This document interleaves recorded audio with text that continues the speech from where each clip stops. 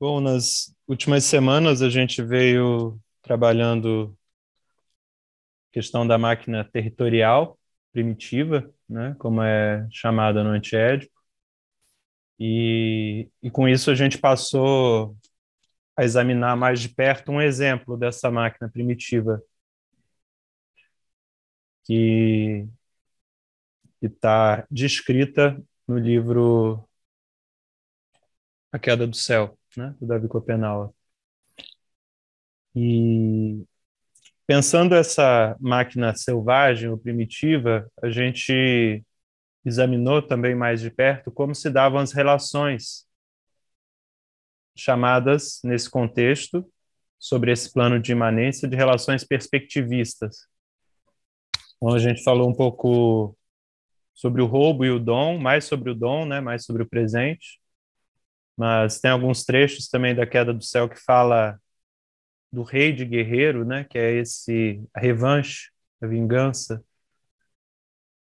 e também, se quisessem, poderíamos enveredar por aí, né, mas na semana passada eu fui convidado para participar de um encontro para falar sobre literatura e já estava com essa ideia de trazer o Lawrence aqui para a gente continuar pensando essas relações perspectivistas, e esse evento possibilitou que eu me debruçasse também, né, com mais calma sobre um livro do Lawrence, a partir do qual eu vou falar hoje, e a gente vai falar um pouco sobre o amor do ponto de vista perspectivista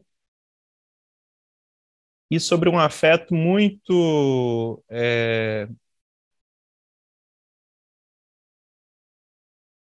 curioso, assim, e assim difícil de descrever, né? Ainda que o Lawrence o descreva muito bem, mas que acho que todos nós já experimentamos em algum momento da vida. E o Lawrence chama esse afeto de asco. Eu penso também nesse asco como uma náusea. E então o percurso vai ser esse. A gente vai começar falando sobre a questão do amor, vai entrar nesse livro do Lawrence, vou descrever algumas cenas para entender por qual via do amor, digamos assim, se chega a esse asco, se chega a esse resultado de um despedaçamento.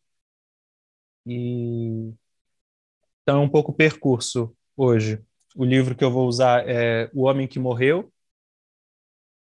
Se alguém tiver interesse, eu sugiro que compre a edição que vem junto com outro texto que chama Apocalipse. Também é bem interessante, que é um ensaio.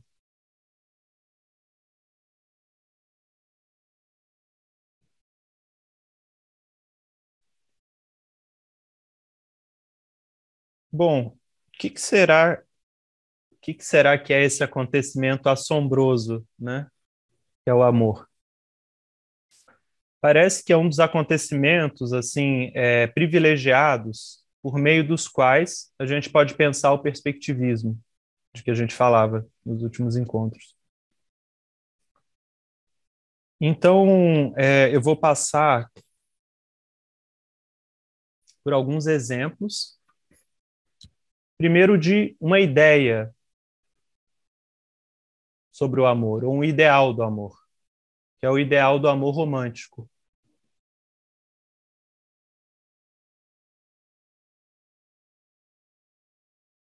Então, brevemente, a gente vai passar sobre alguns exemplos, né? Primeiro, numa das músicas assim que para mim é das mais bonitas assim da bossa nova, que é uma música do Tom Jobim, às vezes João Gilberto também canta, em que tem um verso que diz assim: perdoem a licença poética, né? Quero a vida sempre assim, com você perto de mim até o apagar. da velha chama. Então, essa é a direção do amor romântico, né? O amor até o apagar da velha chama, o amor até a morte, né? Até que a morte os separe. E digamos que não só na bossa nova, na MPB, né? Eu acho que a subjetividade da música sertaneja, assim, bate mais que nunca, assim, nesse ponto, né? Desse amor desesperado, desse amor perfeito, né? Desse encontro de almas, né? Tem uma música que a Roberta Miranda canta que em algum momento ela diz assim, esse eu não sei o ritmo para tentar, mas ela diz algo mais ou menos assim: quando o mundo for demais, a lua fria e o sol fugaz, se quiser se esconder, eu escondo você. Então ela está dizendo que quando tudo se voltar contra ele, né, quando mesmo a lua estiver fria e o sol estiver fugaz, estiver fraco, ela o esconde, ela o protege. E para isso ela pede em troca que ele fale de amor, que ele a faça feliz. Me parece assim que de alguma maneira o amor romântico, a partir do século XIX, talvez antes, talvez do século XVIII, se torna um novo transcendente, né? Tínhamos Deus e o amor vai tomando o lugar de Deus como novo transcendente. Alguns exemplos. Século XVIII ainda, o Werther, do Goethe, né? Então, um livro sobre um apaixonado que, perdendo a amada, né, que se casa com outro, ele se suicida. É o amor até a morte.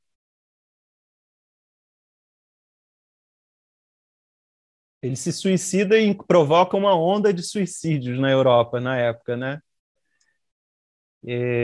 Então tem isso, né? Esse amor é uma busca de uma totalidade, mas quando não se alcança essa totalidade, quando ela racha, quando ela se quebra, é o desamor, é o desgosto, é o desespero. No limite, é o suicídio. Lacan falava do imundo, né? O imundo é aquele que supôs obter o falo, supôs obter a completude e perdeu. Então, o imundo é aquele que está fora do mundo, né? Separemos aí, imundo, né? Aquele que está expulso do mundo, deve ser rechaçado da existência.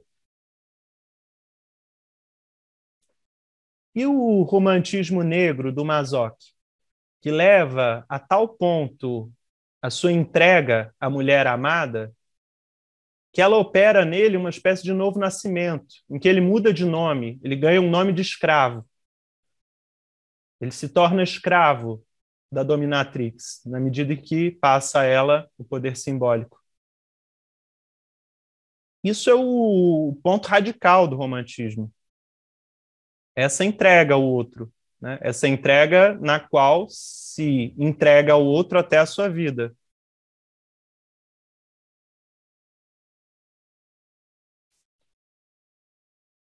No Morro dos Ventos Uivantes, o amor do Heathcliff e da Catherine é também um amor romântico. E o amor romântico dele, o amor desesperado dele, chega ao ponto de provocar a morte dela.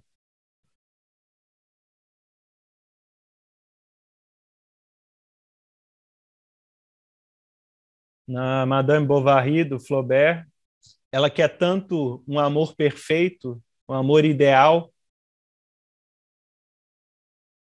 que a Emma Bovary vai sucedendo os amantes, né? Vai trocando rapidamente de amor. Sempre buscando aquela fantasia, aquela ideia que nunca se cumpre. Então, ela tem que encontrar outro, buscar esses sonhos, buscar essa fantasia em outro lugar. Então, são alguns exemplos de uma ideia sobre o amor. Me lembro agora também do Noites Brancas do Dostoiévski, em que um cara se encontra com uma moça várias noites seguidas e escuta a história dela, eles se conhecem, e ele enrola tanto nas suas gentilezas, no seu romantismo, que uma noite ela já não aparece mais, ela fugiu com outro, né? Então, assim, essa ideia do amor, por ser uma ideia, muitas vezes ela é inadequada para a relação. Ela é inadequada por um processo que passa por fases, passa por transformações. É como se a gente precisasse decompor essa ideia do amor. É como se a gente precisasse, ao modo do Derrida, desconstruir o amor nas suas peças, nos seus elementos, nas suas passagens. Então, com essa ideia de falar sobre a náusea no Lawrence, eu começo um pouco esse empreendimento, né? Que a gente vai passar também pelo ciúme, pelo encantamento, enfim, entre outros. É,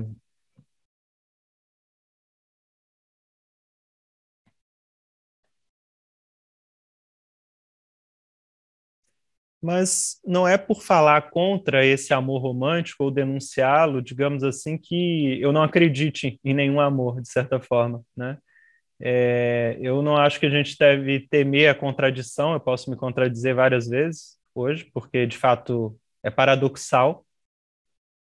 Ao mesmo tempo, a gente se protege na náusea, recua e facilmente amolece, se joga, né, se abre. Então, são movimentos, né? Então, eu acho que a gente também não deve pensar em termos de contradição, como se houvesse um bem ou um mal, ou um certo e um errado dentro de nós, ou no nosso pensamento, mas partes de nós, que somos múltiplos, que entram em tensão entre elas e com as partes de outros e de outras. Então, com isso, é possível se amar e odiar ao mesmo tempo. Se amar com uma parte de si e se repelir com outra parte. Amar mais de uma pessoa ao mesmo tempo, com diferentes partes de si ou com a mesma parte.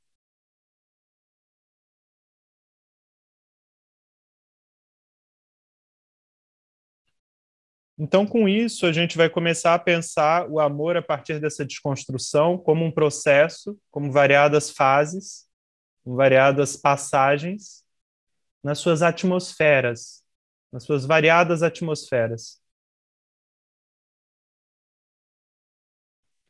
Para isso, então, eu vou começar a usar a literatura no sentido de fazer uma espécie de microanálise, né? Talvez de um modo esquizoanalítico, a gente possa passar por alguns afetos, ainda trabalhando sobre o tema da máquina selvagem. É a máquina selvagem que funciona com base nos afetos, nas forças, no roubo e no dom.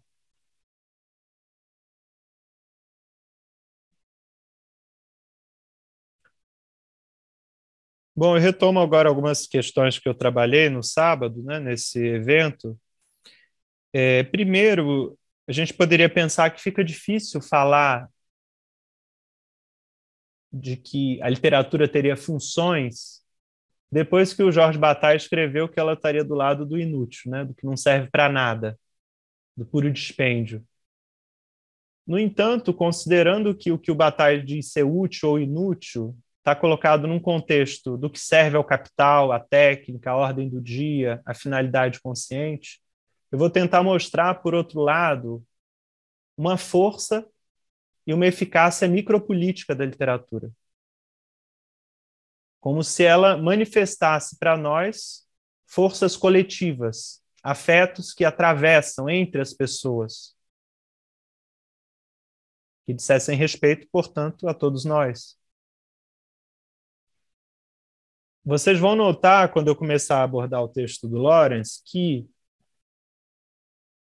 por trás das palavras, rachando as palavras, fora da linguagem, mas através dela, há um conhecimento estranho a ser exercitado. É um conhecimento do visível e do audível. Do visível, do audível e do sensível. É aquilo que se pode ver, ouvir e sentir através das palavras.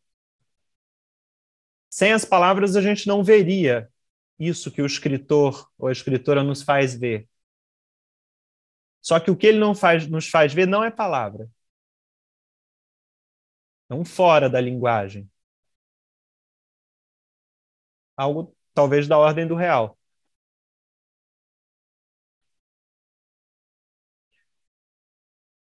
Bom, o livro que eu vou trabalhar hoje, nesse livro, Lawrence, que é um dos 4 grandes discípulos do Spinoza, segundo Deleuze, ele vai reescrever a história de Cristo. Mas o Cristo do Lawrence, em vez de subir aos céus depois da ressurreição, é um homem que sobreviveu e que foge.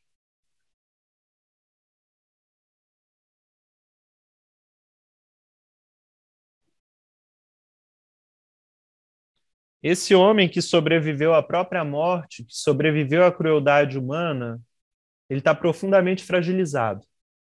Esse Cristo, em vez de culpar os romanos que o crucificaram, em vez de culpar os judeus que pediram sua morte, em vez de culpar os seus discípulos que não foram capazes de ajudá-lo, em vez de culpar Judas, que o traiu, ele se responsabiliza a si mesmo, quase a maneira de Édipo, né? Foi Apolo, mas ninguém feriu, a não ser eu. Então, assim como Édipo, esse Cristo se responsabiliza por ter desejado, no caso do Cristo, desejado seu Salvador, por ter desejado se sacrificar por todos, e passa a querer apenas existir, agora não mais na alma, mas na carne.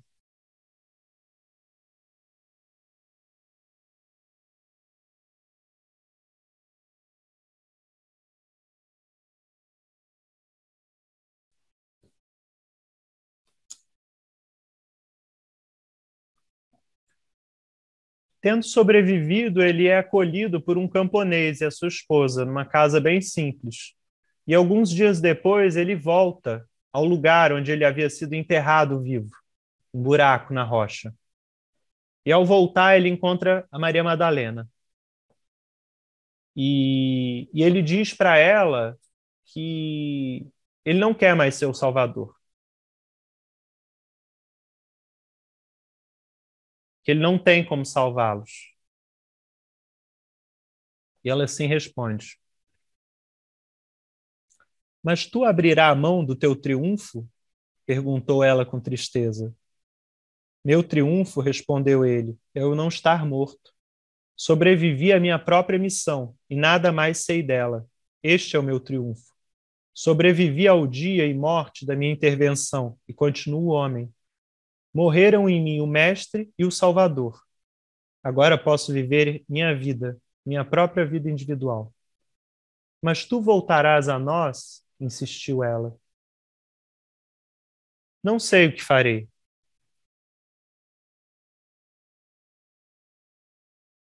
Não sei o que farei, disse ele.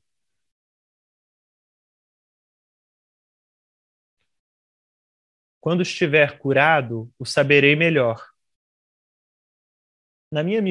Mas minha missão terminou, e meu magistério terminou, e a morte salvou-me da minha própria salvação.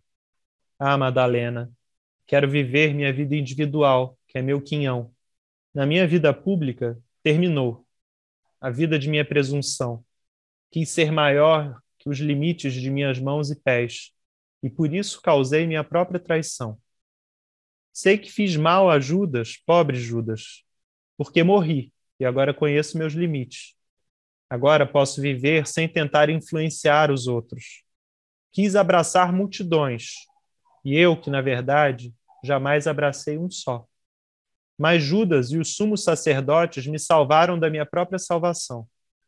E logo hei de poder encarar meu destino como um banhista no mar, ao alvorecer, que acaba de chegar à praia sozinho.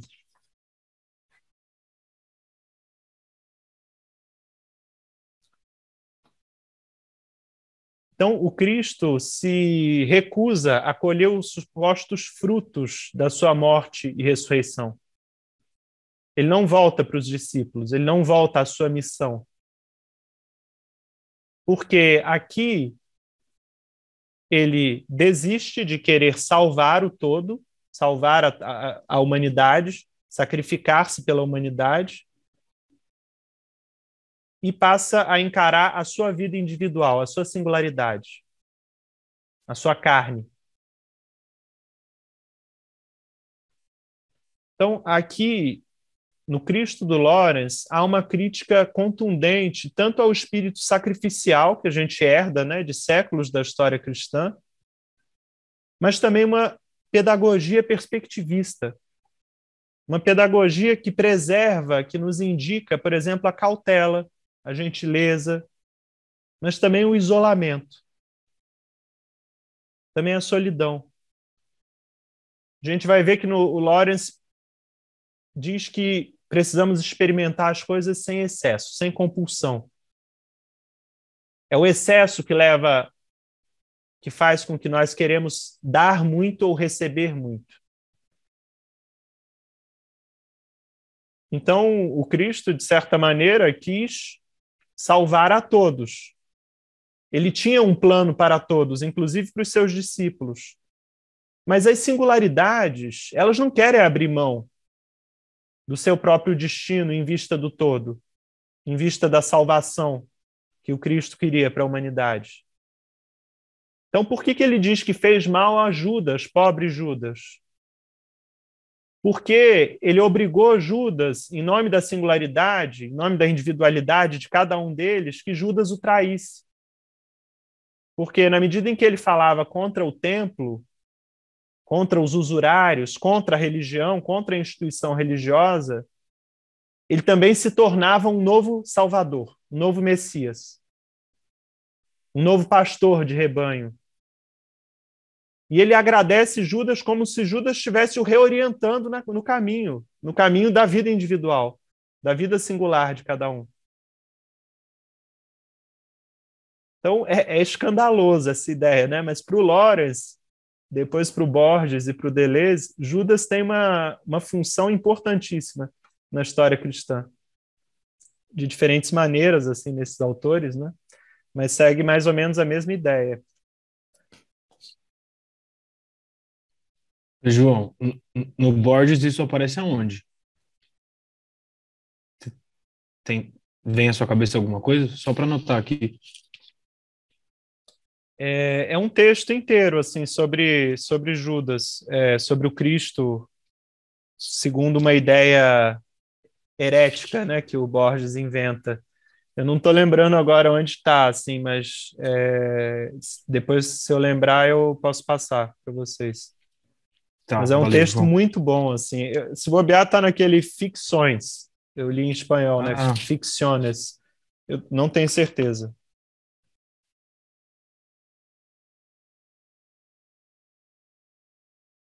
Bom, antes de eu retomar aqui, mais alguma questão, gente? Antes da gente seguir?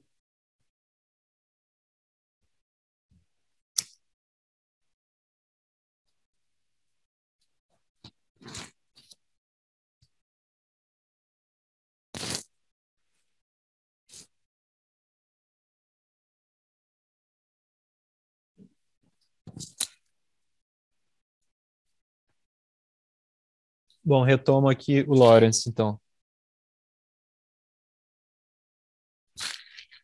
O Cristo, então, tem um segundo encontro com Maria Madalena. Ele pede que ela leve a ele algum dinheiro para ele poder seguir viagem e fugir, porque os romanos ainda estão atrás dele.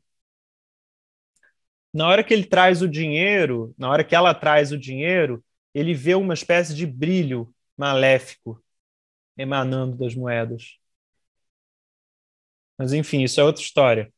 Ela pergunta assim para ele: então queres ser só daqui para frente? Perguntou ela. E tua missão não foi nada? Foi tudo falso, então? Não, exclamou ele. Tampouco foram nada seus amantes do passado. Foram muita coisa para ti, mas tu tomaste mais do que deste. Então vieste a mim para salvar-te do teu próprio excesso. E eu, em minha missão, também incorri no excesso. Dei mais do que tomei. E isto também é dor e vaidade. Assim Pilatos e os sumos sacerdotes salvaram-me da minha própria salvação excessiva. Não incorras no excesso agora em tua vida, Madalena. Isso só servirá para causar mais uma morte. Ela ficou a pensar amargurada, pois o desejo de dar em excesso estava nela, e ela não suportava que lhe fosse negado. E ti não voltarás para nós? Perguntou ela. Tu voltaste só para ti?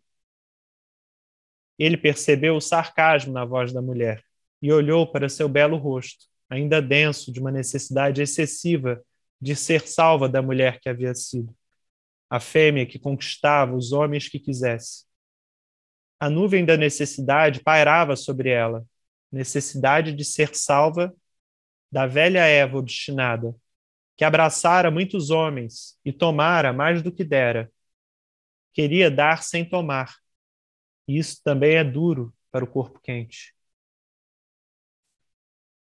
Então ela vai perguntar para ele por que ele não vai retomar a missão, né? E ele diz para ela o seguinte, que ela, tanto ele quanto ela, incorreram no excesso. Porque ela primeiro tomou de muitos homens, roubou em excesso. E agora ela está no polo oposto. Ela quer entregar tudo. Ela quer se sacrificar pelos outros.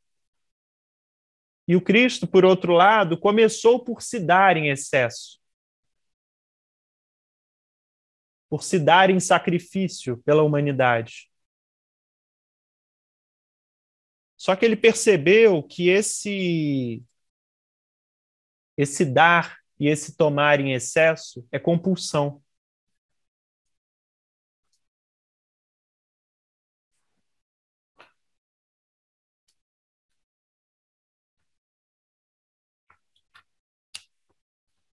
Isso na psicanálise tem relação com a neurose, né? Com a busca da completude. Lawrence chama de compulsão. Vejam o que ele diz sobre a mulher do camponês que ele encontra em seguida. Percebeu que ela queria que ele a desejasse. Ainda era moça e não era feia. Ele, que jamais conhecera mulher, ele a teria desejado. Aquele corpo macio, agachado, humilde. Pois era aos pensamentos, a consciência dela, que ele não podia se unir. Ela ficara satisfeita com o dinheiro e agora queria tirar mais dele. Queria ser abraçada por seu corpo. Mas a alma pequena daquela mulher era dura e míope e ávara. Seu corpo pequeno tinha sua pequena avidez e não era capaz de doce reverência, de dar em troca do recebido. Assim, ele lhe disse uma palavra suave e agradável e virou-se para o outro lado. Não podia tocar no pequeno e pessoal, na vida pequena e pessoal daquela mulher, nem outra qualquer. Virou-se para o outro lado sem hesitação.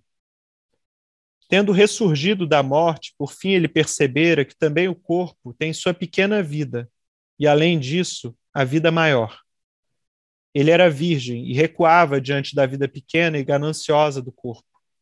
Porém, agora sabia que a virgindade é uma forma de avidez, que o corpo ressurge para dar e tomar e dar, sem avidez.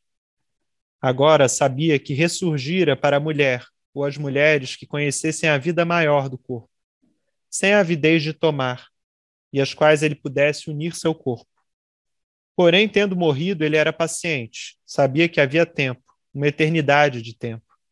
Não era impelido por nenhum desejo ávido, nem de se dar aos outros, nem de se apoderar de algo para si, pois ele havia morrido.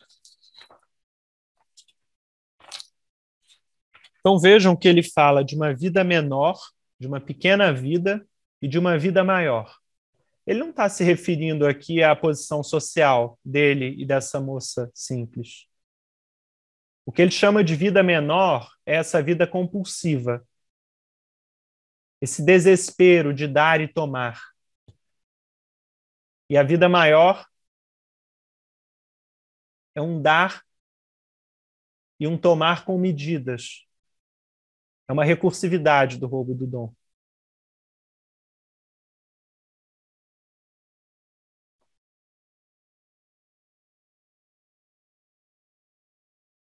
Um exemplo disso é quando se termina uma relação amorosa e desesperadamente se tem que suturar aquela falta. E se busca desesperadamente por mais alguém, né? Por alguém que ocupará aquele lugar, aquela função. Isso é avidez, isso é desespero, é a incapacidade de viver só para si, de sustentar a solidão, de ser íntegro na sua solidão. É como se algumas pessoas só conseguissem viver se apoiando nas outras, elas não conseguem ficar sozinhas. Então, quando elas estão sozinhas, elas estão no celular ou com alguma coisa ligada, elas precisam ficar ligadas, seja na televisão, seja na internet, porque é como se quando tudo se desliga, se sente um oco, uma falta. Só que esse oco, essa falta, na verdade, é uma solidão povoada.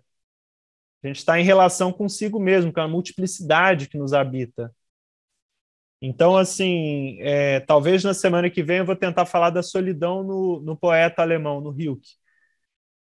Porque ele leva a solidão desse lugar da falta para o lugar da plenitude, para o lugar da integridade.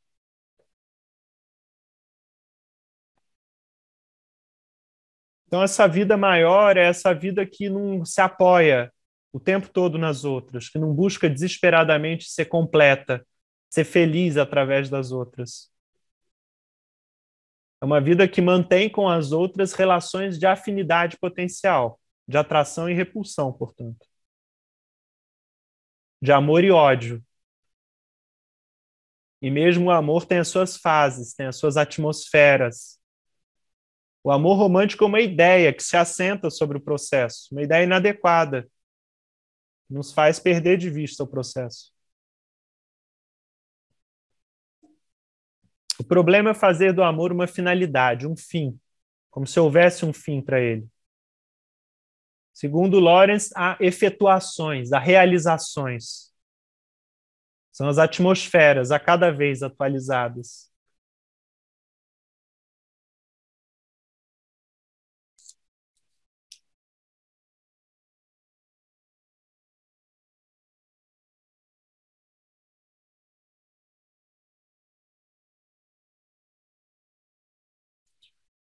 Mais para frente, o Cristo do Lawrence deixou seu galo ali e foi se aprofundar no mundo dos fenômenos, que é uma imensa complexidade de envolvimentos e atrações. Perguntou a si próprio uma última pergunta: de que e para que este infinito torvelinho poderia ser salvo? E desse modo seguiu seu caminho, e era só. Porém, as coisas do mundo iam além do crível, e ele viu estranhos emaranhamentos de paixões e circunstâncias e compulsões por toda parte. Mas sempre a terrível insônia da compulsão. Era o medo final da morte que enlouquecia os homens. Assim ele sempre tinha de seguir em frente, pois se ficasse, os homens o estrangulariam na rede de seus medos e suas intimidações. Não havia nada em que ele pudesse tocar, já que todos, numa louca afirmação do eu, queriam lhe impor uma compulsão, violar sua solitude intrínseca. Era esta a mania das cidades e sociedades e multidões, impor compulsões aos homens, todos os homens. Tanto os homens quanto as mulheres estavam enlouquecidos pelo medo egoísta de sua própria nulidade. E ele pensava em sua missão, em como havia tentado impor a compulsão do amor a todos os homens. E a velha náusea voltou-lhe, pois não havia contato em que não houvesse uma sutil tentativa de impingir uma compulsão. Ele próprio já fora compelido à própria morte. A náusea da velha ferida aflorou novamente, e ele voltou a ver o mundo com repulsa, temendo seus contatos mesquinhos. Então aqui, pela boca do Cristo, o Lawrence percebe que aquilo que leva nós ao tempo todo estarmos na compulsão e tentando impor compulsões a outros é o medo da morte. É isso que enlouquece os homens. É isso que faz com que a gente imagine que precisa de alguém o tempo todo. Como se alguém fosse nos salvar da morte, né? Mas a solidão tem algo dessa proximidade com a morte. A solidão nos faz questionar sobre a nossa própria morte. Derrida falava sobre a morte do Édipo, que não há morte mais estrangeira, né? Morrer longe de casa, sem sepultura, e num lugar que é um segredo para todos. O que poderia causar maior desespero a nós que buscamos estabilidade, que buscamos identidade, que buscamos sepultura, memória?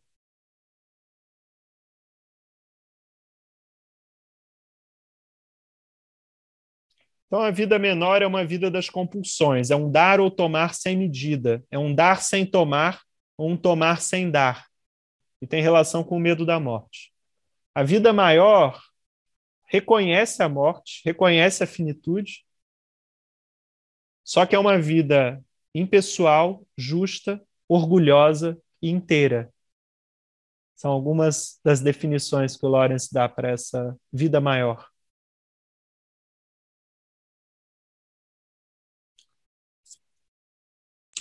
João, vou fazer só um comentário que sempre chamou a atenção. Você achei tão rico isso que você falou, porque na clínica a gente ouve muito isso, né? Às vezes o analisando, questionando isso, né? E se minha mãe morrer, o que será de mim? O que será da minha vida, né? Que é essa ligação, né? Existe uma transposição de um amor romântico aí na relação, às vezes, mãe-filho, mãe-filha.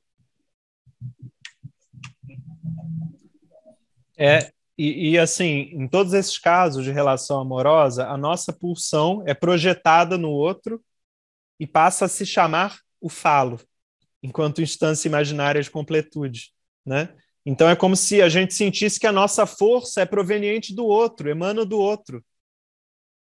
Mas essa força que a gente sente pelo objeto de amor é a nossa força de amar, antes de ser algo que emana do objeto de amor.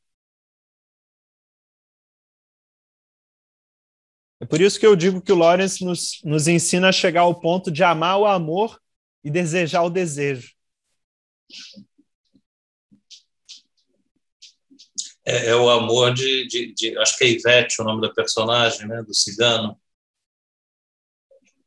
Ela sente uma atração profunda pelo cigano e, ao mesmo tempo, ela o repele no primeiro momento, ela afasta o olhar, mas ela está o tempo todo sendo atraída por ele, né? Mas é a pulsão dela, o desejo dela em movimento. A gente sente isso ela, o tempo todo, até quando ele salva ela no final.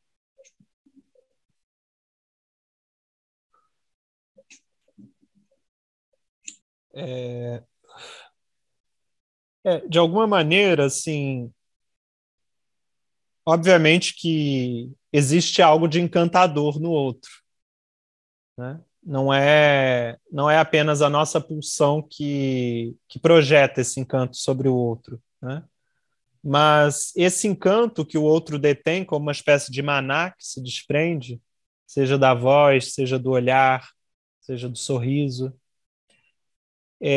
ele tende, ao mesmo tempo, a atrair a nossa pulsão e faz com que nós projetemos sobre a pessoa que detém esse sorriso, que detém esse olhar, a imagem, o ideal do nosso desejo. Então, a pulsão corre o sério risco de ser fixada, né? De ser... É o que o Lawrence chama de roubo de alma, né? As emanações do maná do outro facilmente roubam a nossa alma. Que diz de... Roubo de alma diz de algo que nos obseda, né? Ficamos possuídos por esse outro, pela atração por esse outro.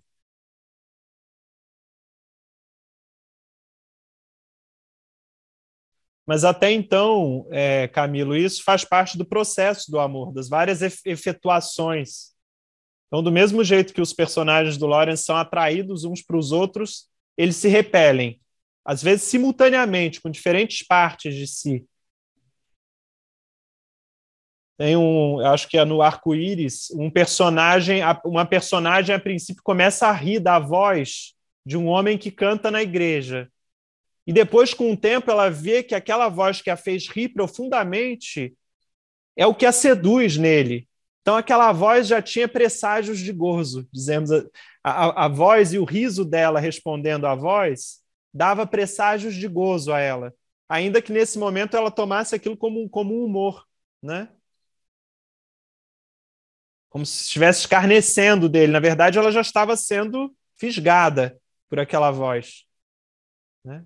Então, diferentes partes, né? Talvez o riso fosse o escárnio fosse um jeito ainda de tentar neutralizar a atração fatal, né? O anzol que já estava enganchado.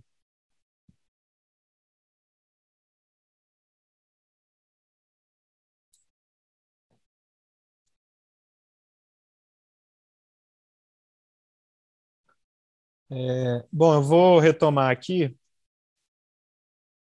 Então, assim, parece às vezes que esse personagem do Lawrence é profundamente vaidoso ou sistemático, sabe? Porque, assim, ele repele a Maria Madalena, ele repele a camponesa e ele desconfia do camponês que ofereceu abrigo a ele.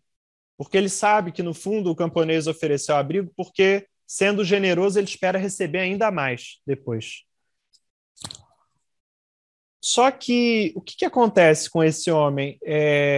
Talvez ele esteja ressentido contra o mundo, mas também ele atingiu uma sensibilidade profunda para a recursividade do roubo e do dom.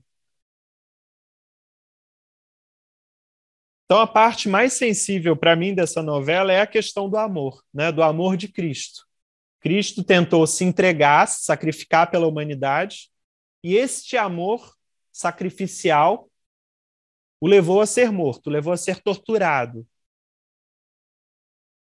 Só que esse Cristo volta da morte. Na verdade, não o mataram direito. Como os personagens do Bataille, na verdade, ele morre de não morrer. Ele morre de não morrer porque é um morre-se, é uma morte simbólica. É uma morte simbólica da qual ele retorna profundamente fraco a princípio. Ele sofreu tantos e tão fundos os ferimentos que sente náusea, que sente asco, que é a palavra que o Lawrence mais usa. É a força do asco que ele decide continuar existindo. O asco, eu vou colocar aqui o asco como um afeto e os afetos como gradações da força. O asco é um estágio muito baixo da força, da pulsão. Mas é a última proteção, é a última resistência de um corpo despedaçado contra a invasão do outro. Aqui é o limite, é um dos limites do perspectivismo e do combate, inclusive do amor como combate. Quando se está tão machucado de amor, o sentimento diante do outro que se aproxima de você é de náusea, é de asco. É a última camada de proteção. É uma pele nua, exposta ao fogo. Aqui, esse asco tem alguma proximidade com um limite ainda mais extremo, que é a catatonia, né? Que é o desinvestimento total do mundo externo e a petrificação.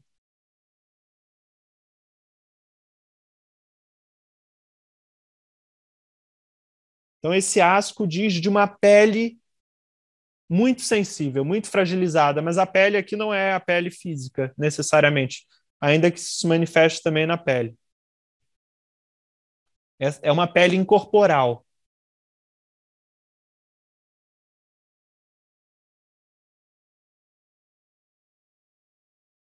A náusea indica o ferimento aberto.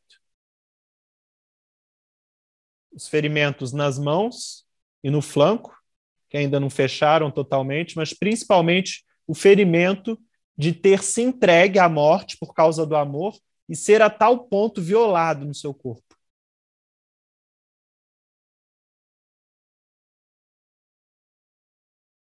Então, esse asco, essa resistência que aparece no início contra Maria Madalena vai chegar no seu ápice e finalmente se romper com uma sacerdotisa de Ísis, que ele encontra pelo seu caminho. Nessas passagens, ele ainda hesita e a gente sente na pele o medo que ele tem. E o medo é vivido aqui na sua forma esquizofrênica, uma espécie de terror. Ele tem uma espécie de terror do contato, do toque do outro.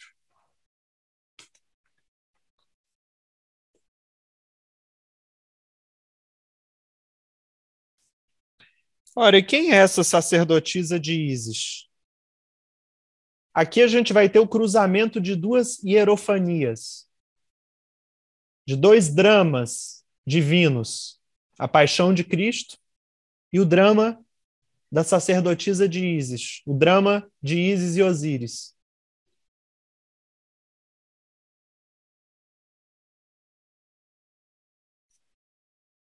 Essa sacerdotisa, segundo Lawrence, eu leio, era sacerdotisa de Ísis, mas não Ísis, mãe de Horus, e sim Ísis dolorosa, Ísis, a que busca. A deusa de mármore pintado, cabeça erguida, dava um passo largo à frente, uma coxa destacando-se na canelura frágil de seu manto, na angústia da perda e da busca. Estava procurando os fragmentos do cadáver de Osíris, espalhados por toda parte. De Osíris que fora morto, estraçalhado, e cujos pedaços haviam sido dispersos por todo o mundo. Tinha que encontrar suas mãos e pés, seu coração, suas coxas, sua cabeça, seu ventre. Tinha que reunir todos os seus pedaços e abraçar o corpo recuperado até que ele se tornasse quente mais uma vez e voltasse à vida e pudesse abraçá-la e fecundar-lhe o ventre. Então, de certo modo, essa mulher que vai encontrar o Cristo, ela vive uma espécie de sonho. Ela vive o drama contido na mitologia egípcia, que se refere à espera de Ísis por Osíris. Osíris que foi morto por seu irmão e teve seus pedaços dispersos pelo mundo.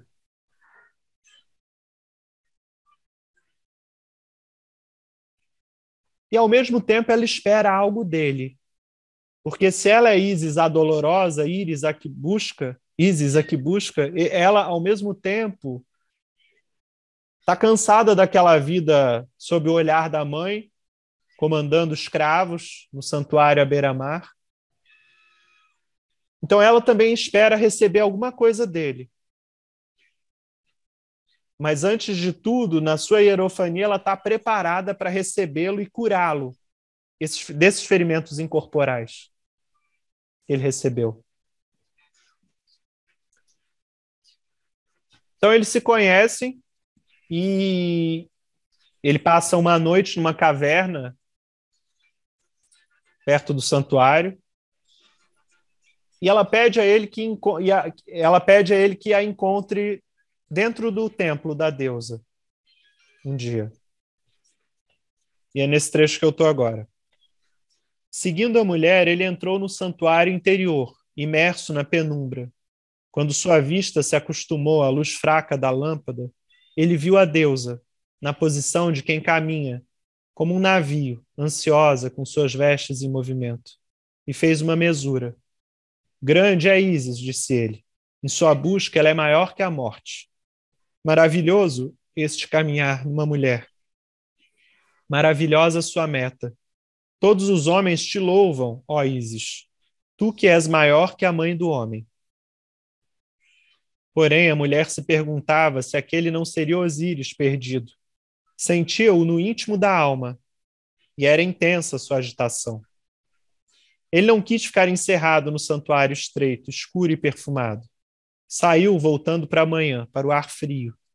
Sentia algo se aproximando para tocá-lo, e toda a sua carne permanecia entremeada com a dor e o feroz mandamento.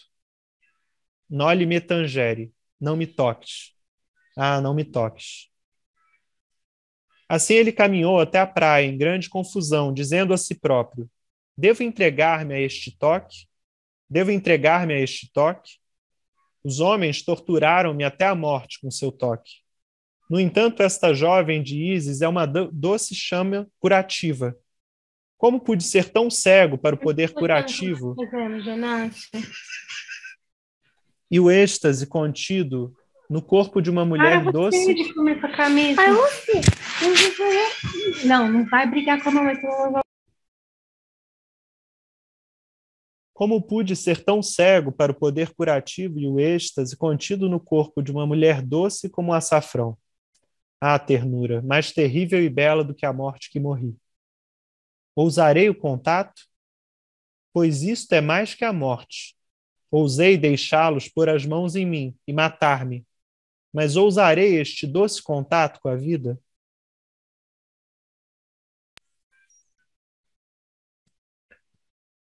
Então vejam que ele encontra essa mulher que parece que o espera, e eles têm uma afinidade muito grande, só que ele fala, ele pensa consigo mesmo, sente consigo mesmo, não me toques, não me toques, né, no latim, que Lawrence usa, noli me tangere.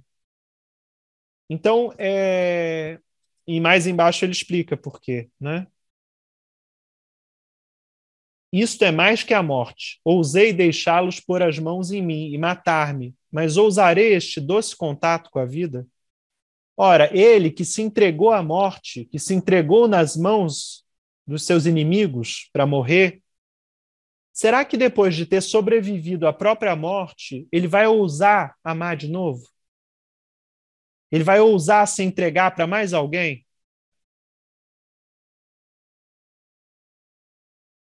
Ousarei este doce contato com a vida? Esse doce contato com a vida é o equivalente a morrer de novo. É por isso que ele tem medo. Esse doce contato com a vida o expõe a morrer de novo. Porque os familiares e os escravos dessa mulher, dessa sacerdotisa que ele conhece, não gostam dele. Ele é um andarilho, né? um bandido marcado. Então, o medo dele aqui é tanto um medo real e atual e presente, quanto a ferida incorporal que ele carrega.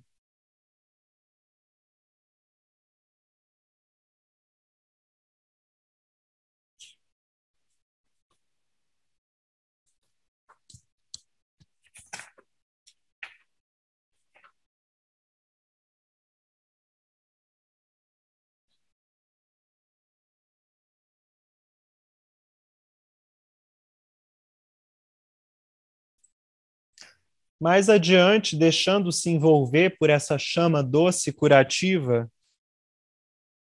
diz o Lawrence, estava absorto, envolvido por sensações novas. A mulher de Ísis parecia-lhe bela, não tanto em suas formas, mas no seu maravilhoso brilho feminino. Sóis além dos sóis haviam-na mergulhado num fogo misterioso, o fogo misterioso de uma mulher forte, e tocá-la era como tocar o sol. O melhor de tudo era o doce desejo que ela sentia por ele, como a luz do sol, tão suave e tranquilo. Diz o Cristo, ela é como o sol a brilhar sobre mim, refletiu espreguiçando-se. Jamais me espreguicei antes num sol comparável ao desejo dela por mim. O maior de todos os deuses me concedeu isso. Ao mesmo tempo, atormentava o medo do mundo exterior. Se puderem, eles nos matarão, disse ele a si próprio. Porém, existe uma lei solar que nos protege.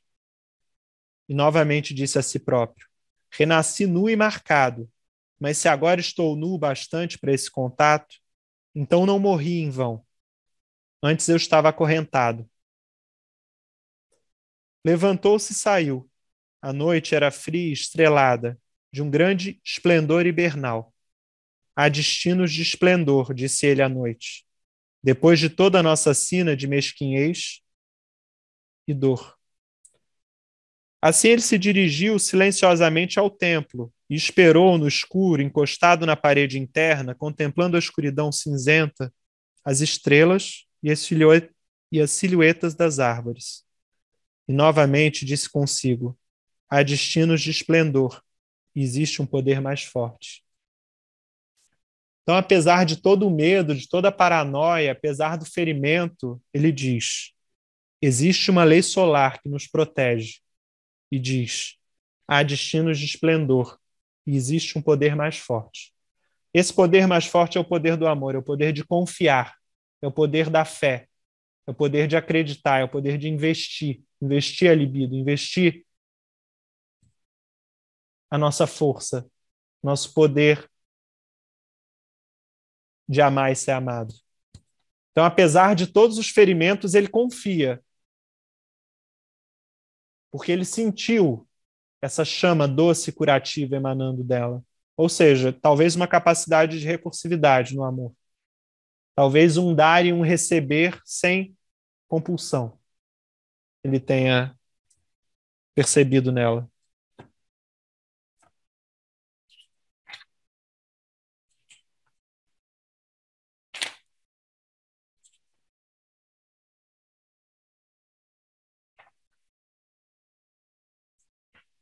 Bom, tem a cena que é bem bonita do encontro dos dois dentro do templo, né? Quando os dois se relacionam sexualmente e ela esfrega os ferimentos dele, as mãos e o torso.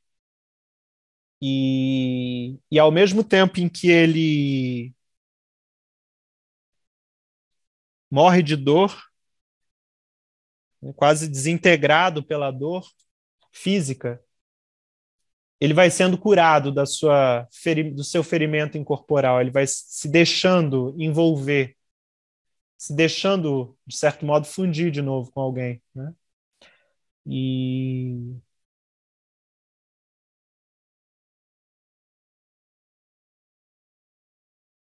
é uma confiança no outro, no desejo e nos atos do outro, no poder do outro devolver o dom, devolver a confiança, devolver o desejo.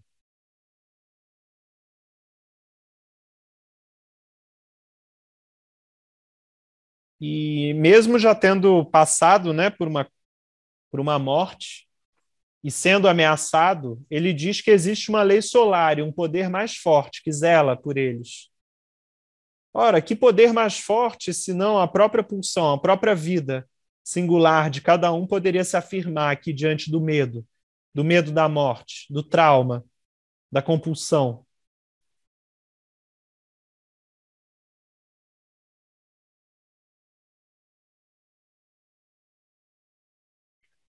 Mas o que me interessa pensar mais hoje é a questão do asco. O que é esse asco? Digamos que o amor ele é muito perigoso. Georges Bataille dizia: um beijo é o início do canibalismo. Então, o asco é a última proteção de um corpo e de um espírito que se entregaram e foram despedaçados. O asco é o movimento inverso à fusão e à atração. O asco faz parte do movimento de repulsa, do movimento de isolamento, de solidão. É uma resistência da vida. Tem relação com o desejo do Spinoza. O desejo é o persistir no seu ser. Se o persistir no seu ser implica que você precisa resistir ao mundo, resistir ao outro, é isso o desejo. Está no asco também. Ainda que, como eu disse no início, seja uma gradação baixa da pulsão, da potência.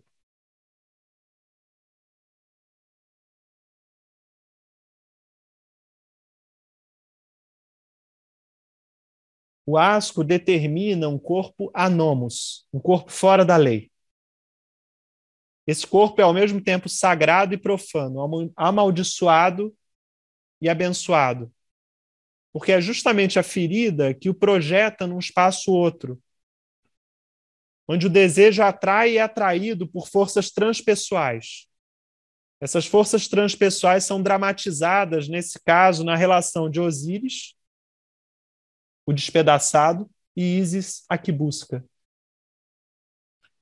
Eu estou dizendo com isso, gente, que o corpo anômos, o corpo fora da lei, pela violência do que foi feito a ele, o projetou num espaço outro. Um espaço do que o Foucault chamava o topos, um espaço incorporal. O espaço da mitologia também. E nesse espaço, o Cristo, na sua própria hierofania, se misturou também à hierofania egípcia. E foi tomado numa outra história, numa outra mitologia. Mas por que essas mitologias puderam convergir? Ora, porque em todas as épocas, em todos os lugares, a partir do momento em que há atração violenta, há o desejo, há o amor, há também o despedaçamento a partir do amor.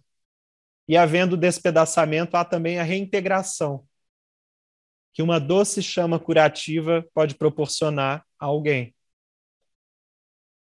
E como eu disse, não que essa Ísis fosse o amor fusional, porque ela também espera algo dele. E ela não quer dar ou tomar com compulsão, excessivamente. Ela também tem o seu recato, ela também tem o seu isolamento, ela também tem o seu orgulho. Lembrando que para o Lawrence, orgulho é diferente de vaidade.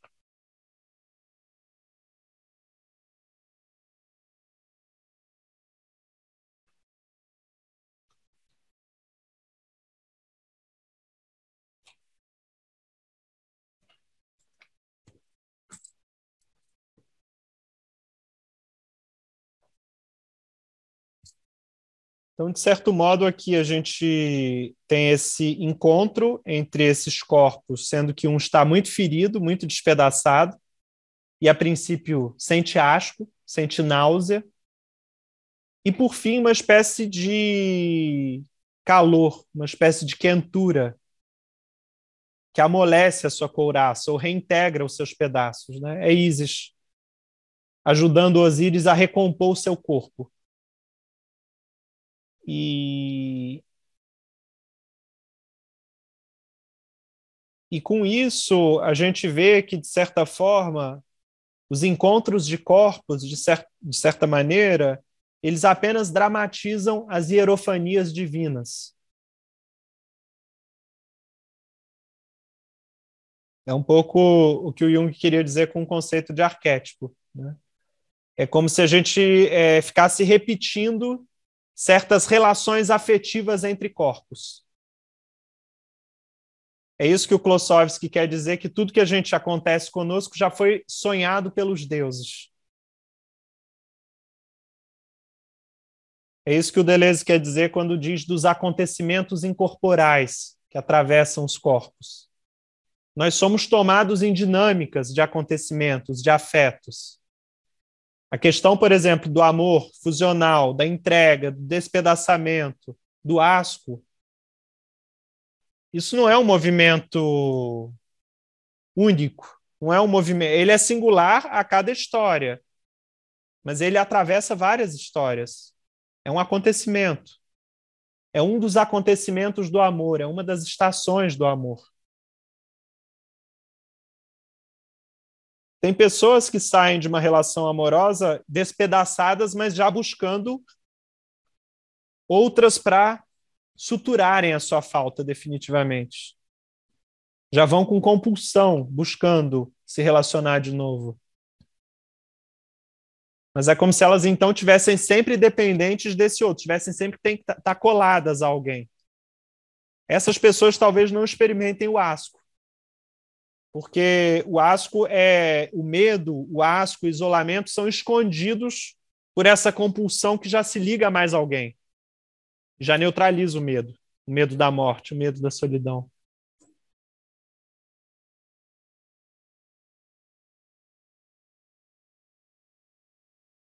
Já dizia o Porco-Espinho do Robert Walser, sou todo feito de medo e terror. E já dizia o Deleuze, o mais profundo é a pele. Né?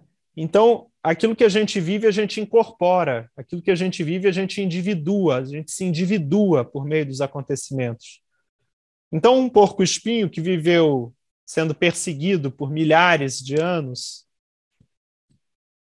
e sente uma hostilidade contra ele desenvolve uma proteção na pele, os espinhos. Assim somos nós com a nossa náusea, com a nossa hipocondria, com a nossa paranoia, com o nosso isolamento. Estamos nos protegendo do objeto hostil.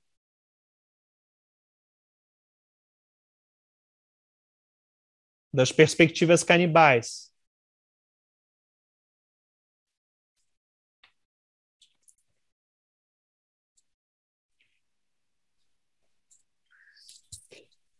João, essa, não sei, mas me pareceu assim uma ideia de uma desterritorialização e territorialização de novo. Do asco, daí um outro encontro. Não entra num processo assim mesmo? O amor-ódio, no caso, como né, sendo como se fosse uma desterritorialização e sucessivas, né? Mas, assim, não tem privilégio de território ou desterritorialização no amor ou no asco, né? Digamos que tanto o amor quanto o asco tem o momento da territorialização e da desterritorialização. Digamos que o asco, na medida em que você começa a senti-lo como uma proteção,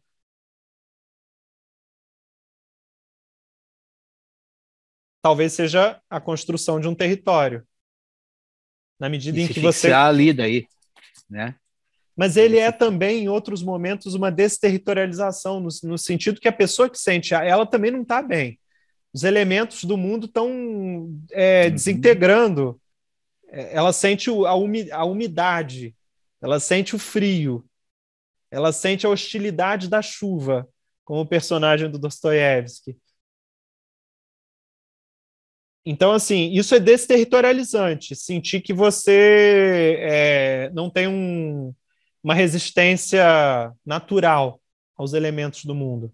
Passar a sentir que, de fato, eles se opõem a nós o tempo todo. Então, há uma desterritorialização aí. Mas há também a possibilidade de uma construção de um território. É quando a pessoa constrói aquela couraça, nunca mais vai se relacionar, então. Cria um mecanismo traumático que projeta esse mundo mal em todas as outras pessoas, em todos os acontecimentos. Então, o isolamento dela é uma paranoia contra o mundo. O Cristo do Lawrence, não me parece que ele entra nesse lugar, porque ele toma coragem, se reaproxima dessa outra mulher, né? Ele tem o momento dele, ele tem o momento do asco, seja com a Maria Madalena. Ele vai para um outro, mas ele desterritorializa para passar para uma outra fase, né? Outra espiral, outro movimento. Assim como o amor, assim, tem os movimentos de desterritorialização e tem as territorializações, né? Os lugares comuns, o amor romântico que se assenta como ideia, como finalidade, né?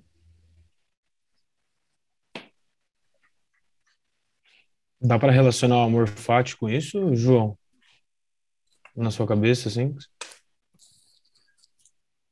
Eu acho que esse amor lawrenciano, que é esse amor da afinidade potencial, da oscilação, eu acho que tem relação com o amor fati, né? Com o dizer sim ao destino. Mas o dizer sim ao destino não significa dizer sim para tudo, ir ao encontro do todo. Dizer sim ao destino significa tentar escolher, né? A vontade de potência é justamente essa capacidade de avaliação em variados graus,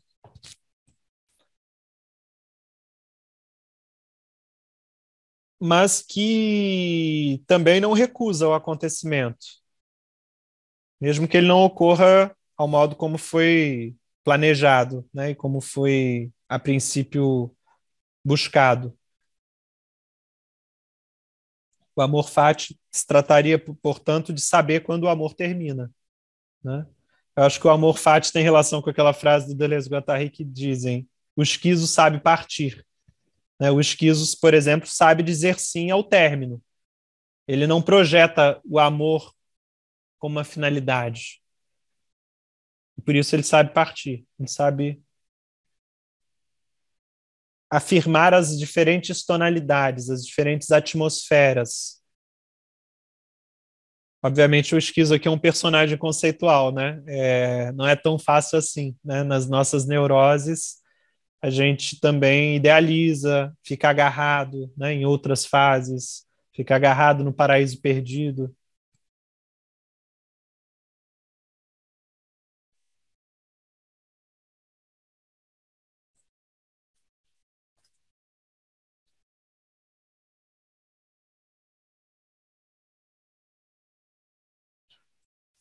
É, Vou começar a introduzir uma ideia aqui, que é do Jacques Derrida, que a gente vai desenvolver mais ao longo dos próximos encontros, que é o conceito de farmacon. O Derrida vai buscar no texto do Platão, principalmente no Fedro, se não me engano, esse conceito que implica a escritura como um remédio ou uma droga. Continuamos no plano perspectivista, agora ao falar da escritura e dos livros, por exemplo. O farmacon no texto do Platão, diferente dos outros textos do Platão, aqui o farmacon aparece num esquema anagramático. Ele em cada momento ele se insere numa cadeia de significações diferentes. Então, apesar, segundo Derrida, das traduções não darem conta dessa variação de sentido, o farmacon ora quer dizer remédio, ora quer dizer droga, ora quer dizer medicina.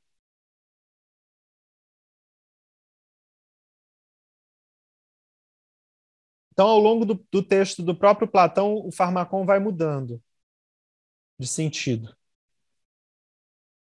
Mas se trata, primeiro, de um questionamento e de uma desvalorização da escrita em nome da língua falada. A língua falada estaria vinculada ao vivo, vinculada a um corpo que a enuncia. Enquanto o farmacon é algo sem identidade, é algo que se desprende de um corpo, é algo que tem efeitos duvidosos, efeitos desconhecidos. Então, como eu disse, eu vou amadurecer mais a ideia nos próximos encontros, mas é a gente entender que também os livros, que também a escrita,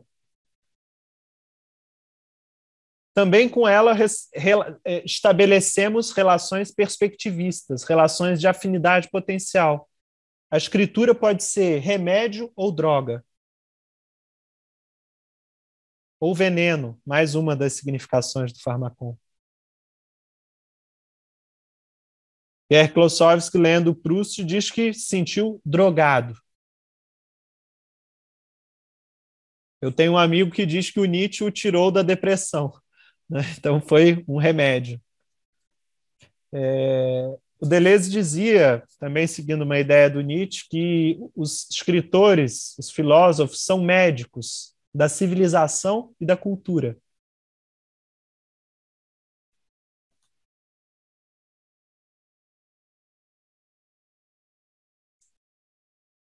Então a gente vai ir desenvolvendo essa ideia do farmacon, essa ideia da escritura em relação de afinidade potencial conosco. Que livros são remédio, droga, veneno? Porque isso não é universal, não dá para fazer uma generalização. É para cada um. Talvez haja certas tendências, né?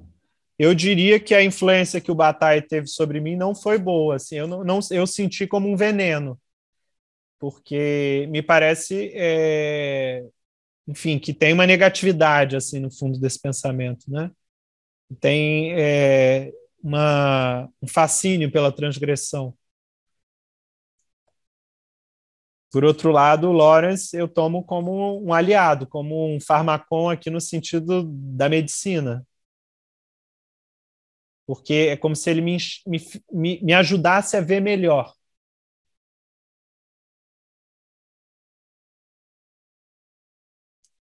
É como se houvesse uma relação profunda entre a literatura e a incorporação. Tem alguma coisa que é projetada no espaço literário e que, após a nossa leitura, é despertado, é ativado.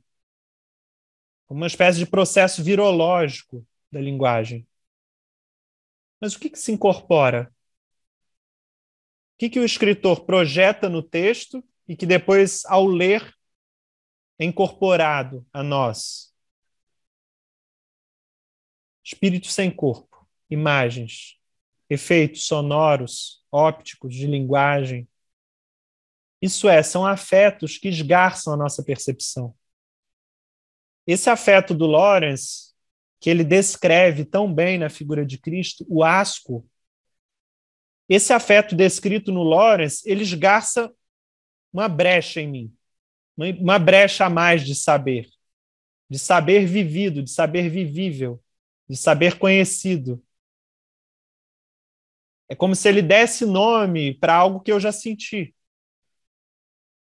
Como se ele desse palavras, e é como se eu sentisse ainda mais forte a realidade desse afeto. Então, assim, me parece um dos livros e um dos momentos mais pungentes do Lawrence. Esse momento em que os personagens saem tanto desse orgulho que faz parte dos personagens lawrencianos, desse isolamento, desse eterno combate, e vão para esse lugar da extrema fragilidade, né, da náusea, do asco e depois da entrega de novo. Então, eu acho muito pungente, assim, é significativo que seja um dos últimos livros do Lawrence, né? É quase como uma espécie de capitulação ao final, de novo, ao amor, sabe? Do tipo assim, combati isso a vida inteira, tentei me isolar a vida inteira, me protegi, inclusive com asco, e de novo me entrego. Então, essa entrega do Cristo à carne, após ter sofrido na carne por desejar salvar as almas, né, é bem emocionante, assim, me parece, bem bonito. E, no fundo, é uma mensagem de confiança na vida, né, de afirmação do desejo. É o poder mais forte do sol, ao qual o Lawrence se refere.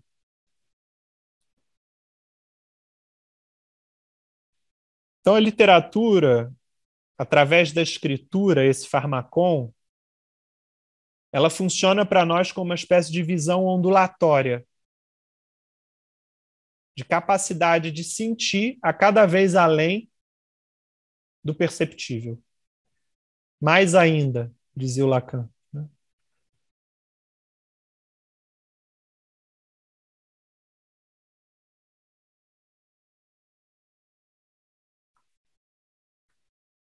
Então, assim, nos próximos encontros, além de retomar o Antiédipo, a gente já vai fazer uma leitura daqui a pouco, eu queria, aproveitando esse conceito do farmacon, do Derrida, passar por alguns afetos ou por algumas estações do amor aqui com vocês, né? Hoje eu falei sobre a questão do asco no Lawrence, e eu pensei para a semana que vem falar sobre a solidão no Rilke, que está no livro Cartas a um Jovem Poeta. Então, assim, é a ideia no momento. Me falem aí também o que vocês acham, enfim.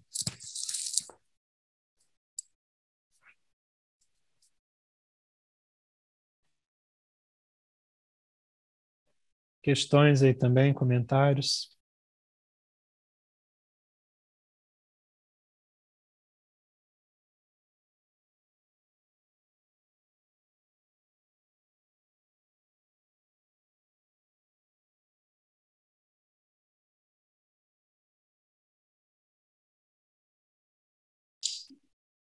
O João, faz só uma referência a isso que você falou desse encontro, né, com a literatura. Tem uma frase do Henry Miller que me persegue há muitos anos, desde que eu li o Trópico de Câncer, eu estou relendo agora, que ele diz, quando ele fala sobre esse processo de escritura, que ele diz, por trás da palavra há o caos. Talvez esse caos seja talvez esse maná que fica ali por trás, nos encantando, nesse encanto que você falou do Lawrence. Quer dizer, o texto também é um encantador, né? Quando a gente absorve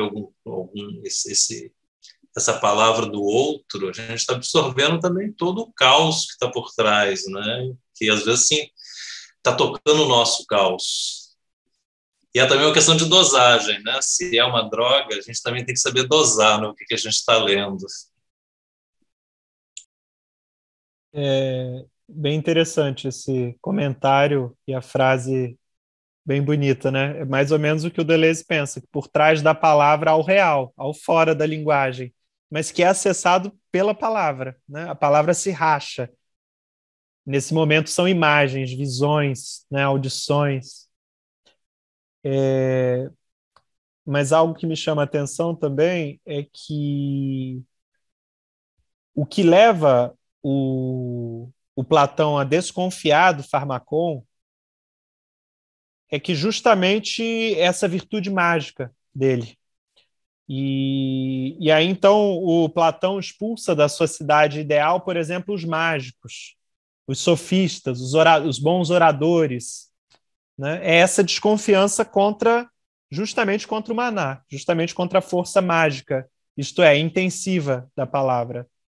Então, de certa forma, a dialética platônica é a busca por alcançar uma verdade pela via do discurso, pela via do conceito, uma verdade que seja universal.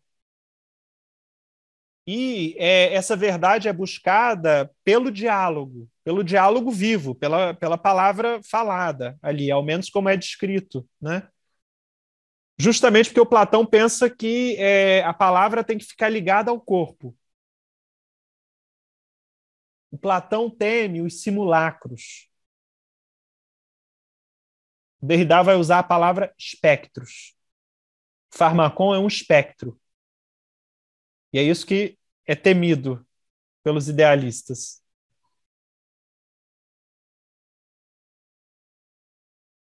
É como se esse espectro ameaçasse quebrar, digamos assim, os padrões ideais de comportamento, de moral. Então, os livros são perigosos, né? Há pouco tempo teve em um interior aí brasileiro, acho que Rondônia, Roraima, que parecia que queriam queimar os livros de alguns escritores brasileiros. Nessa pegada, nessa onda bolsonarista aí, né, de conservadorismo. Então, essa questão da queima dos livros, né, durante o nazismo também. Então, os livros são perigosos, são revolucionários. Às vezes, eles funcionam como máquinas de guerra. O Capital é uma máquina de guerra. O livro, O Capital, do Marx. O Anti-Édipo é uma máquina de guerra. É como se por trás do livro escrito, operasse uma arma, uma máquina. Que o que se pode mais almejar essa máquina é que ela se conecte ao campo social, que ela produza efeitos no campo social. Por exemplo, o livro A Casa do Pai Tomás um escritor americano, não lembro agora, teve efeitos sobre o fim da escravidão nos Estados Unidos. O livro Memórias de um Caçador, do Turgenev, teve efeitos sobre o fim da servidão na Rússia. Então, assim, é terrível o Pharmacon.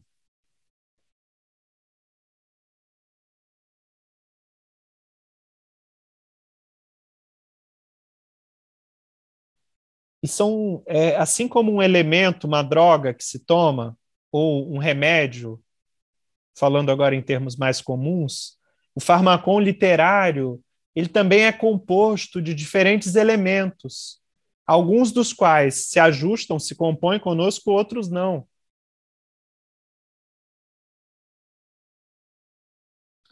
Ao tentar isso que eu chamei de microanálise de casos literários, o que eu busco é ressaltar certos afetos ou acontecimentos em alguns livros ou em alguns contos.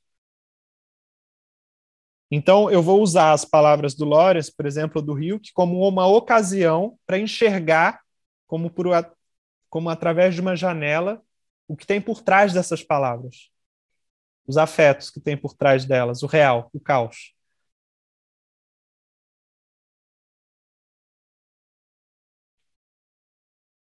Eu acho que o melhor modo da gente falar sobre algo que é vivido, que é efetuado, é passando pelas suas diversas estações, ao modo da desconstrução. É decompondo as suas peças, entendendo o mecanismo de funcionamento entre as peças, como elas se ligam, como elas se atraem, como elas se afastam. É desse modo que o asco se relaciona à solidão, que pode se relacionar ao desamor, que pode se relacionar de novo ao encantamento e a outra fusão. Então as peças vão se enganchando, né, como momentos, como passagens. E eu estou falando da relação amorosa porque é onde isso se vê com mais intensidade, mas isso vale para outras relações, né? A traição não é apenas na relação amorosa. Há também a traição entre amigos, há a traição de Judas contra Cristo, né? Que não era uma traição propriamente amorosa, mas era uma, enfim, de outra ordem. Então, assim, eu acho que a gente está falando não tanto sobre o amor apenas, mas sobre relações perspectivistas. O amor é um exemplo privilegiado, é um lugar de alta temperatura dessas relações.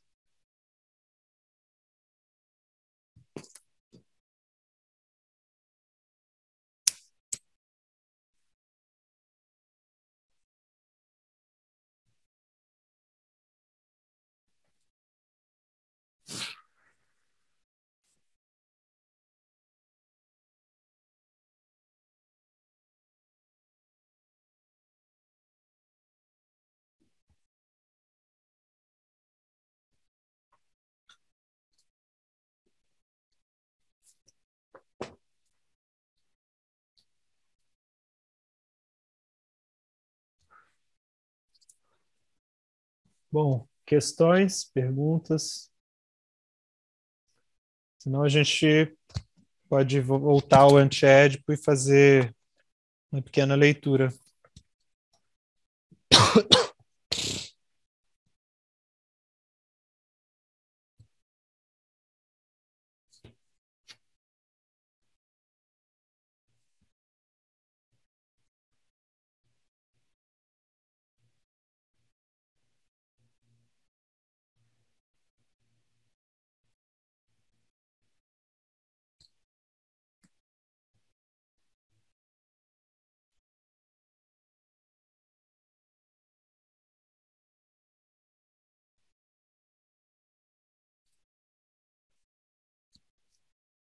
Achei de gerar mais participação. É um tema tão coletivo, tão extrapessoal, né? Tão Eu real. até penso em falar, mas é porque eu sempre falo, aí eu tento deixar espaço para as outras pessoas também.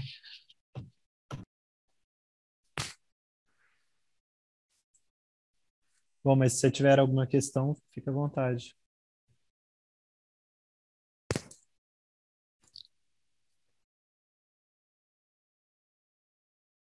Eu não entendi muito bem o lance do Paulo com a.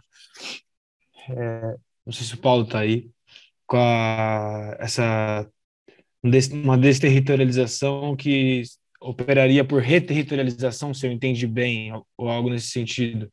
Porque eu gostei da ideia, da ideia do Paulo sobre o que o João estava apresentando.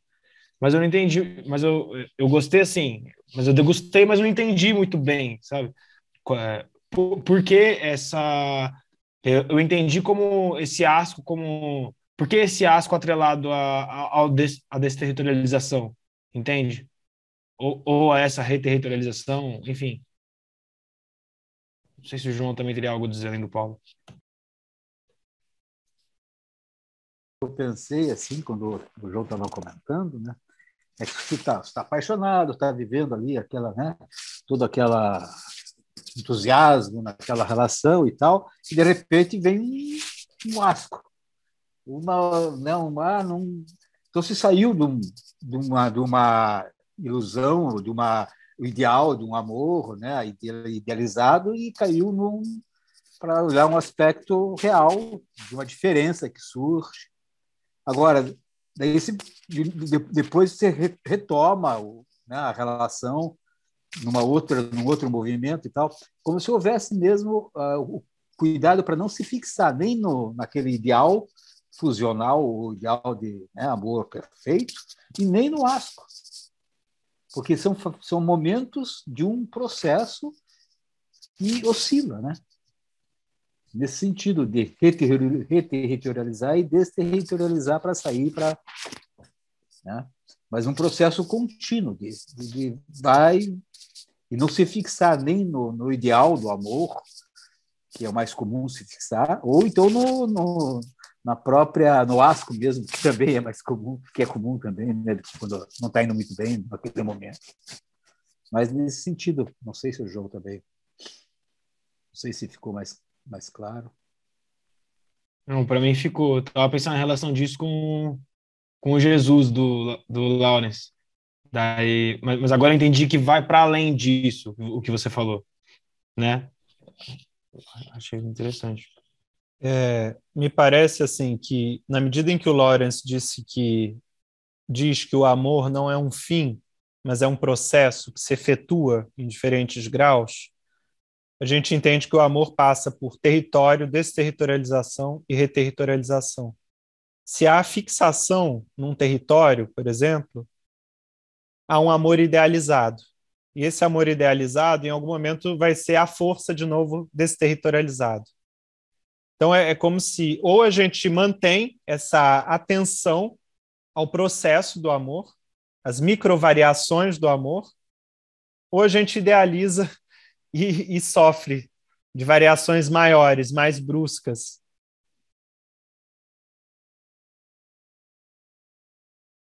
O território é o lugar onde há a possibilidade de se construir um ideal, de se assentar um ideal de algo que é um processo. E a reterritorialização é a volta para esse território, né? Após ter contemplado o real do amor. Eu acho que o real do amor está numa desterritorialização absoluta. Esse real do amor é visto nos seus variados graus de efetuação, tanto no amor fascinado, deslumbrado, quanto no desamor.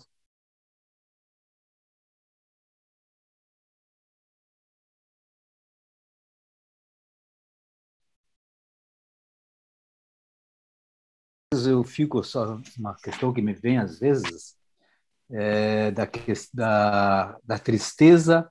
Acho que é o Nietzsche que comenta em algum momento que a alegria tende à eternidade e a tristeza como algo passageiro. Não sei se tem uma, né? Então parece que a tristeza como se viesse para dizer, olha, você pode sair da tristeza e pode ir para a alegria, né? Não sei se às vezes daí eu fico um pouco essa questão dessa oscilação, né, entre o amor e o desamor, mas como se pudesse talvez haver um movimento de você usar o desamor para aprimorar, sei lá. Eu acho que o movimento do Lawrence, né, quando ele diz existe uma lei solar que nos protege, e diz há destinos de esplendor e existe um poder mais forte. Eu acho que ele está dizendo que a alegria, que a afirmação da vida, que o desejo de viver é mais forte. Mas, de certo modo... Mais do que a morte. Mais do que a morte, mas, de certo modo, é como se a gente tivesse desconectado desse poder mais forte. No plano do ego, a gente está atrelado a imagens, né? A ideais. E é como se esse poder mais forte fosse um desafio, fosse uma exigência. Ele não está dado para nós. Ele é construído, mas construído a cada vez, em decisões, em avaliações, em caminhos Talvez que se escolhe. É o conceito de força ativa, né? A força originária. E o Nietzsche trabalha também, né, com composição de forças ativas e reativas, né? Então, acho que a força ativa teria essa, que quer se exercer por si mesma, né? Por si mesma, pela sua própria expressão, né? Mas é nesse sentido, como fica o Deleuze Guattari com aquela ideia de que você não é senhor ou senhora na sua própria casa? De passividade em relação... Na verdade, essa ideia é do Freud, eu acho. O eu não é senhor na sua própria casa. Mas, assim, existem duas tendências no inconsciente, e isso às vezes fica obscurecido na psicanálise. Uma força ativa e uma força reativa. Quando se diz o eu não é senhor na sua própria casa, se está dizendo que há tanto os outros, enquanto estranhos, ocupando o eu, e mais profundamente que os outros, são esses estranhos, esses ideais que ocupam o eu, há a força ativa. Vou fechar aqui esse... Então, se o eu se há algo estranho, né, se há uma estranheza dentro de nós, é porque, primeiro, a gente é capturado pelo outro, imaginário e simbolicamente. O outro existe em nós pela via da linguagem. Mas, por outro lado, existe a força ativa originária, a pulsão, enquanto vontade de persistir no seu ser. E é essa pulsão que vai analisar e que vai avaliar as composições. No Deleuze e Guattari, tudo parece muito... O maquinismo, às vezes, parece um relativismo, né? Mas não é. As composições das máquinas desejantes no Deleuze e Guattari são operadas pelo corpo sem órgãos. Chamado algumas vezes também de máquina abstrata. Então, tem uma máquina abstrata singular que opera todas as composições. É o chamado pulsão na psicanálise, é a força ativa. Deleuze diz, o que faz o pensamento é uma violência. O pensamento precisa ser violentado para a gente começar a pensar. Bom, eu concordo com tudo isso. Só que se o pensamento só começa a pensar violentado, é porque ele está adormecido. Ele está cheio de cascas, de camadas. Por isso que parece que nosso acesso à força ativa parece ter que vir pela via da violência. Por isso que tem esse mito de que o artista cria quando sofre. Porque, de fato, a gente está desconectado da pulsão. E o sofrimento, em alguma medida, ele quebra camadas de idealização sobre si mesmo, sobre o outro. Mas não necessariamente a gente tem que sofrer para pensar. Porque a força ativa precede, é originária, é anterior as forças reativas, a esse eu que vai precisar ser dissolvido pelo sofrimento. E se houvesse antes do sofrimento, antes do equívoco, antes do erro, uma possibilidade de se avaliar melhor? Será que a psicanálise, enquanto essa prática de acesso ao inconsciente, essa produção de uma microlíngua, língua indígena de cada um, não é justamente a busca dessa força ativa que vem também pelo trauma, também pelos rastros dos sintomas, mas é praticável para além dos sintomas, na direção do bem-dizer, por exemplo, da criação? Até, João, só não sei se me permite, eu estou fazendo esta semana, eu quero fazer uma live na sexta-feira sobre aquele filme, O Camelo, o Leão e a Criança, que é baseado nas 3 transformações lá do livro Zaratustra, assim falava Zaratustra, do Nietzsche, né? Que fala, eu estou fazendo uma correlação desse filme, com O Camelo, o Leão e a Criança, com as categorias lá de real, simbólico e imaginário, né? Para trazer e fazer uma ponte com o que o Lacan apresenta dessas, né, categorizações com a filosofia do Nietzsche, né? Então, a gente vai estar fazendo na sexta-feira, eu poderia divulgar aqui no grupo, se você me permite. Claro, fique à vontade. E daí o filme vai estar disponibilizado, eu vou passar no YouTube, está lá no YouTube, ele está disponibilizado para ser assistido nesse período, né? Algumas pessoas acho que até já assistiram, a Rosane tinha visto uma vez já. E daí a gente poder conversar até sobre isso nessa live, na sexta-feira, às 19 horas, eu passo a informação no grupo. Beleza. Tá? Uma forma também de trazer essas temáticas aí em cima dessa história do Nietzsche, lá, das 3 transformações do espírito, que aparece no filme, que é citado no filme e tal. Pode ser? Então, daí eu passo a divulgação, tranquilo? Claro. O pessoal pode assistir e trazer comentários, seria legal, né? Os comentários, o que passou, o que pensou sobre a apresentação. Onde que vai ser, Paulo, a tua live? Vai ser feito a live online, fazendo no Zoom. No Zoom. Eu pensei que fosse alguma coisa que você falou lá, eu pensei que fosse no Instagram. Não, vai assim. ser no Zoom. Eu divulgo, tá, né, nos grupos aqui, eu divulgo o link daí, né, para sexta-feira às 19 horas, para conversar. O importante é ver o filme e poder.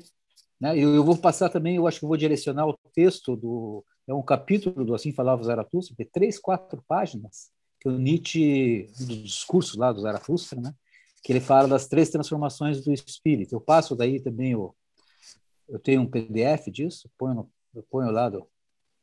Posso colocar isso, né, João? Claro, coloca assim. Daí o pessoal que puder, na sexta-feira, às 19 horas, a gente vai estar conversando sobre o filme, sobre a temática do Camelo, Leão e a Criança, qual a relação que pode ter com o real, simbólico e imaginário. A visão do Nietzsche, daí que ele traz. Tá bom? Obrigado, gente. Gente, eu não vou seguir hoje no Antiédipo, não, acho que ficou tarde. E na semana que vem eu vou trazer esse trecho do Antiédipo junto com um trechinho do A Queda do Céu de novo, que vai lançar mais luz sobre ele. Em todo caso, a gente está na página 194, a máquina territorial primitiva, no Antiédipo, né? Então, para a semana que vem, a gente vai fazer a leitura desse subcapítulo. Eu vou articular com um trechinho da Queda do Céu e vamos falar sobre a solidão no Rilke.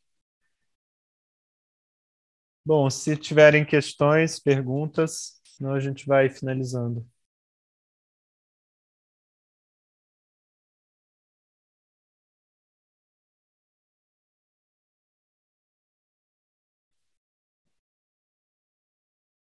Bem-vindos e bem-vindas aí para quem participou a primeira vez. Estão convidados aí para quando quiserem ou quiserem entrar para o grupo, né? Acho que é isso, né?